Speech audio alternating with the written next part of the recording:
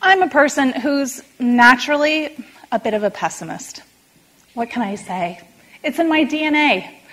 I recently read a study that said every person is born with a different baseline of happiness, meaning some of us really are just happier than others. Sadly, that's not me. I assume everything is going to be terrible. So much so that my friend Jessica made me a t-shirt with my unofficial motto, "Everything is terrible," emblazoned across the front. Let's be honest, life is hard, and terrible things happen all the time. So, it comes as a bit of a shock that I find myself in the precarious position of being happy, contented even. How did I get here? I mean, I own my own small business. I write a column in a local magazine. I volunteer in the community, for heaven's sakes. Against all odds, and despite my natural pessimism, I am a seemingly well-mannered member of society. No one is more shocked than me. Let me start from the beginning. When I was a young Florida girl, I had a dream that I would grow up and one day become best friends with Cher and Dolly Parton.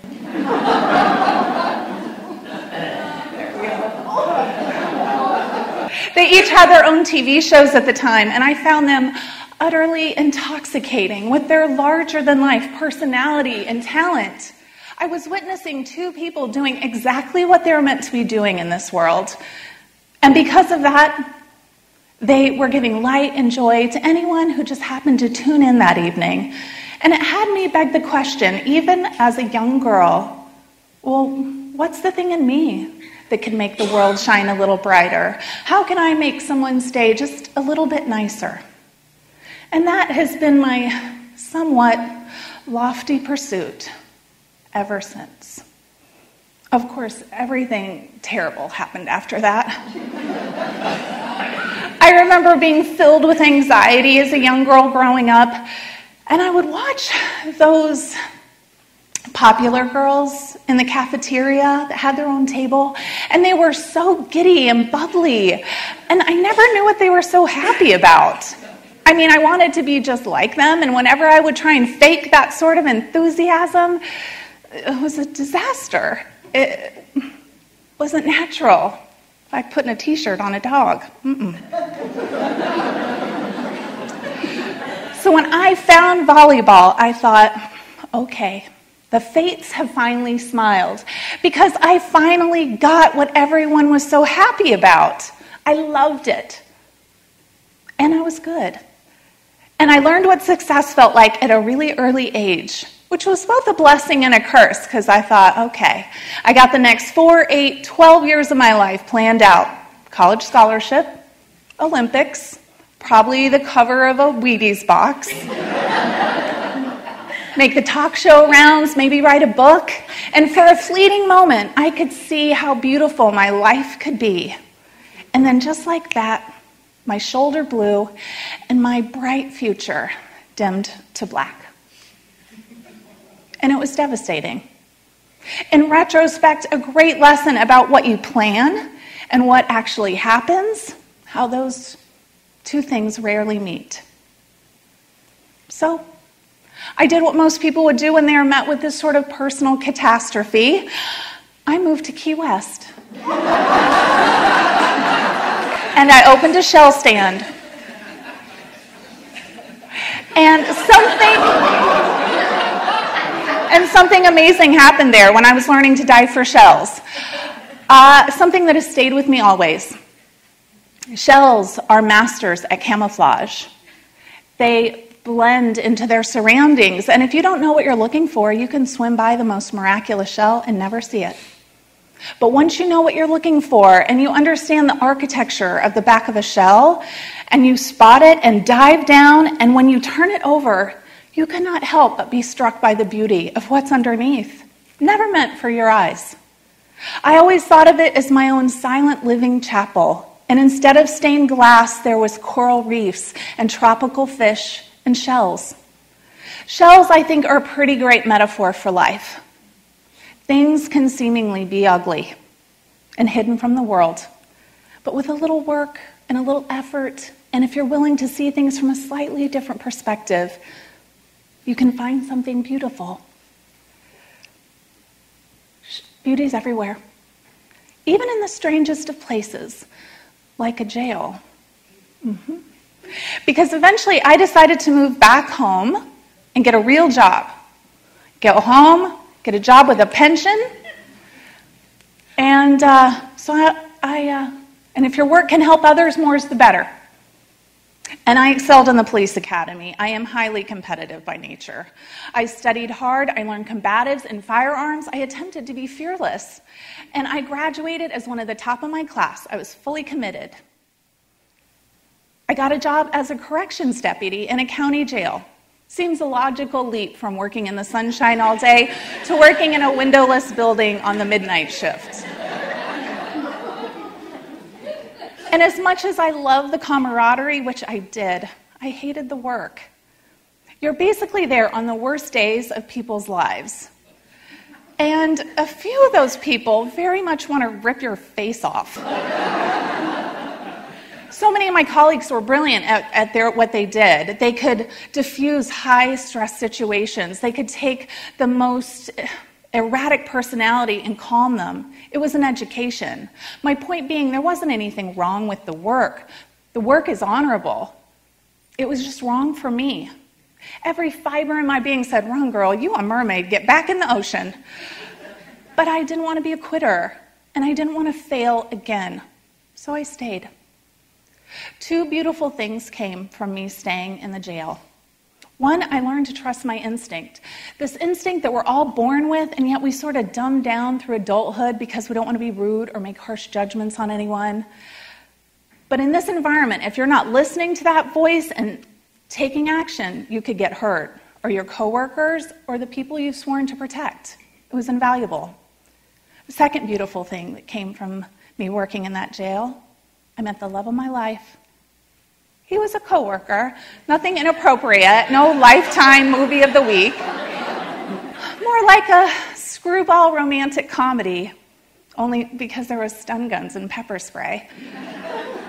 I was like one of those skunks, from those old cartoons where they lock eyes from across the room, and instead of eyes, they just turn into giant red beating hearts.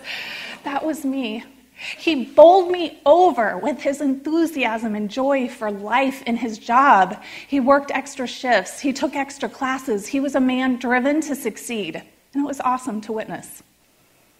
For 6 years, I worked a job I knew was wrong for me, while I tried to convince myself that I hadn't made a mistake. I tried to find that enthusiasm that I witnessed. But just like those shells back in the Keys, it's only when you turn that seemingly ugly thing over that you find the beauty. The beauty of my newfound love, and the beauty of these new instincts that told me to leave law enforcement. They also had me question which voice I would listen to moving forward. My old buddy Pessimism, who couldn't believe I would be leaving this job. You worked so hard. This is a good job. Be thankful you have it.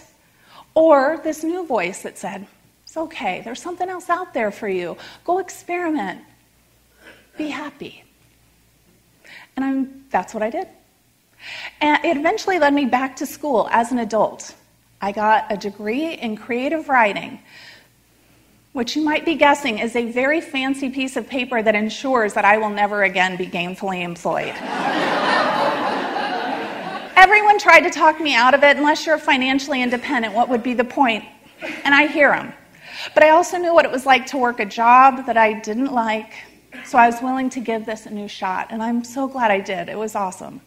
At about the same time, my husband decided he too was meant for something else, so after 12 years in law enforcement, left to join the Army, which brought us here to beautiful Southern Pines, and I looked for a year to find work and came up empty. I'm sure you might have guessed how useful my degree was in this pursuit, and I knew that law enforcement and mermaiding were out of the picture, sadly. So that left me with no job, one friend, no future. And of course, the pessimist in me railed. What'd you think was going to happen with a degree like that? And it's one thing to be lost in your 20s and dive for shells, but to be mid-30s and no closer to figuring it out as you were as that girl who wanted to be best friends with Cher and Dolly Parton? No. But I kept looking, and eventually I found a job, a retail, in a little shop in the heart of downtown. And I surprised myself with how much I loved it. It was peaceful and creative. And I love chatting with people and hearing their stories. But within a few months, the owners decided to close. And that's when I had an idea, a what if. What if I took over the shop and made it my own?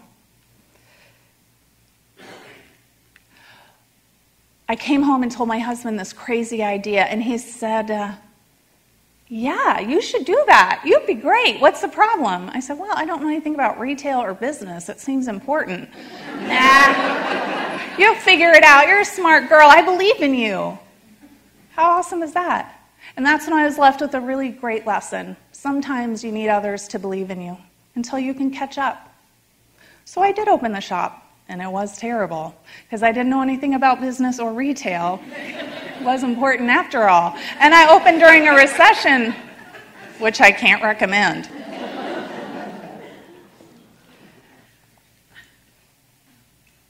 And every time I thought I would quit, I would ask myself, have you done everything you can think of to save this? Because it was failing. And do you still love it? And I did. So I kept at it, learning and cultivating this vision I had for this shop that was a little funny, a little bit edgy, but also thoughtful and loving, a little world unto itself. Unfortunately, it took me an embarrassingly long time to